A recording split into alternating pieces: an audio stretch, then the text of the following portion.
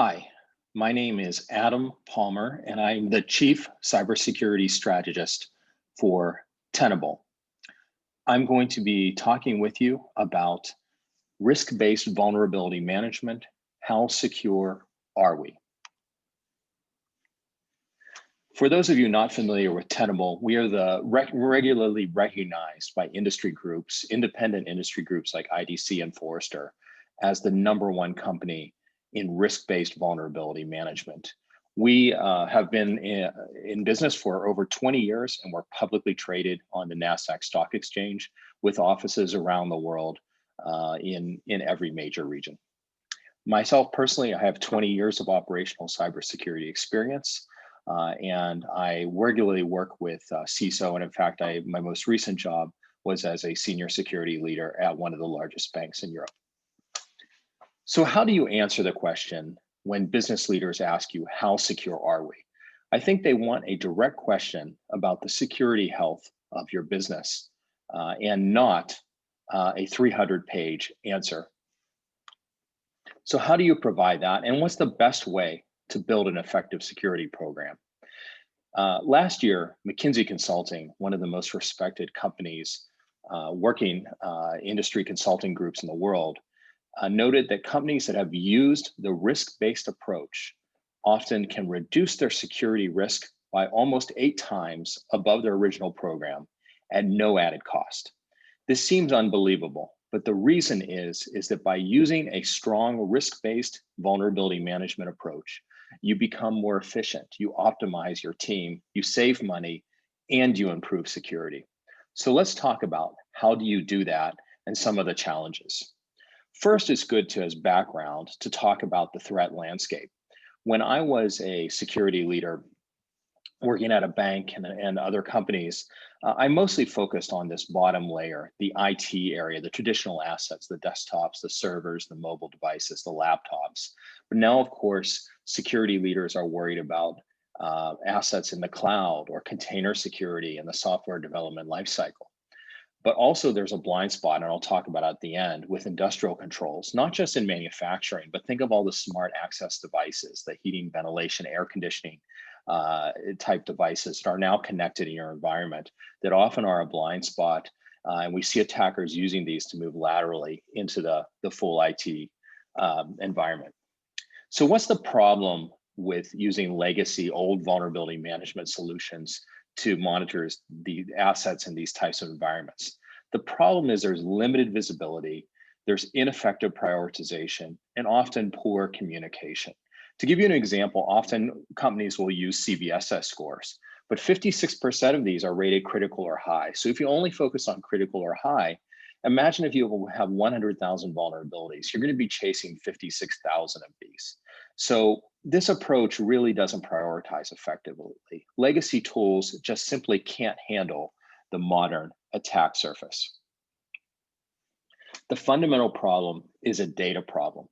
Regardless of the size of your team, if you're chasing those 56,000 vulnerability CVSS scores, if you don't have good prioritization, you're never going to have enough resources to remediate every vulnerability across your attack surface, and you're not going to see every asset like those cloud assets, and especially probably not any of the operational technology assets in your environment. So an approach that's just based on capacity building that isn't really risk-based can lead to a false sense of security based on incomplete data. You often end up with easily exploitable vulnerabilities available to attackers, and you spend time and effort on low-risk issues, and you don't really have the ability to effectively communicate your program to business executives. Often I see sometimes we as security leaders will focus on very advanced attacks, and these can exist. There are nation state attacks, but these only account for 1 to 2% of all major data breaches. The cause is often something the cause of a data breach is often something organizations knew about, but failed to adequately take action against, failed to protect. That's the basic cyber hygiene, the core vulnerabilities, and lack of awareness or lack of remediation that causes many of the data breaches. So how can you improve? By 2022, independent industry group Gartner noted that organizations that use the Tenable risk-based vulnerability management method will suffer 80% fewer breaches. So this is why this approach of Tenable, I think, is so compelling, is that it can improve your security program almost eight times. You have complete visibility of your assets. You can suffer 80% fewer data breaches. So I really think these are all really strong arguments for why this is the best approach, and why organizations are following risk-based vulnerability management. So there's really two core elements to risk-based vulnerability management using the Tenable approach. And we see the first part is having a deep understanding of the vulnerabilities, to knowing what's attacking you, what these exploits are. And we call this the VPR, or vulnerability priority rating. This leverages machine learning and proprietary algorithms to calculate the priority of vulnerability based on the real threat it poses in your environment. We look at the threat recency, the threat intensity, the exploitability of it, the age of the vulnerability. What is the threat source? Is this a nation state attack, or is this a cyber criminal gang? All of these things are important information for you to understand, to have a good understanding about the vulnerability and how it might affect your environment. Then the other half, you have to know the context. And I often introduce this is knowing the assets in your environment. And I often introduce this by asking, what is the risk of a bald tire? And sometimes people will say it's high risk, but it's a trick question. If the tire is not on my automobile, if it's a toy for my children in my garden, the risk is very low. So the point of this is you have to understand the risk, the ACR, the asset criticality rating.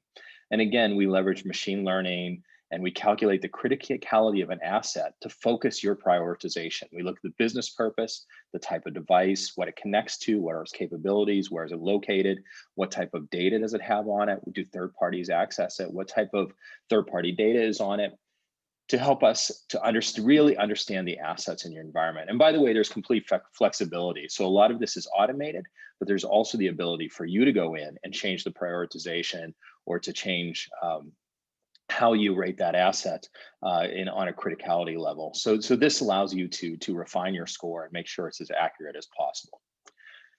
But what this allows you, once you have the VPR, the vulnerability knowledge, plus the ACR, the asset knowledge, you can prioritize based on the importance of the asset and the risks it are posed by the vulnerabilities on that specific asset. So you can focus first on what matters most. And the power of this is this number 97%. We often find, as I was talking to a CISO the other day, who when he adopted this approach, thought he had much more work. He saw many more assets in his environment.